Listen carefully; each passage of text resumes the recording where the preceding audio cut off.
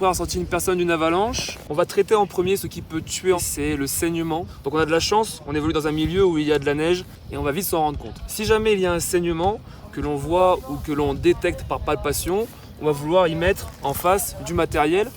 Tout le matériel, on l'a assemblé dans ce kit de premier secours qui équipe maintenant chaque rider et chaque pro rider. C'est un kit qui est étanche, qui est ultra léger, il fait 400 grammes, bien qu'il renferme une dizaine d'équipements. Et on peut le trouver via Victor Davier et on peut le trouver à l'occasion des Safety Shred Days.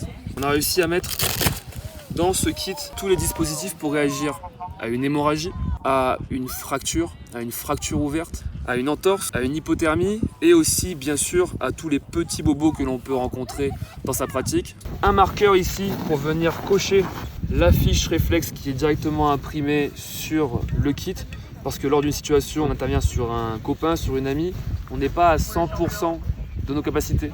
Donc avec ça on peut suivre la démarche entière.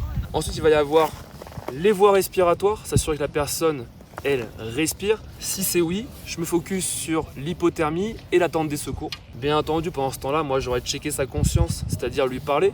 S'il n'y a pas de respiration, eh bien ça va être commencer un massage cardiaque et tenir au courant les secours de l'évolution de mes gestes parce que ça devient une urgence ultra absolue et il faut qu'ils arrivent le plus vite possible.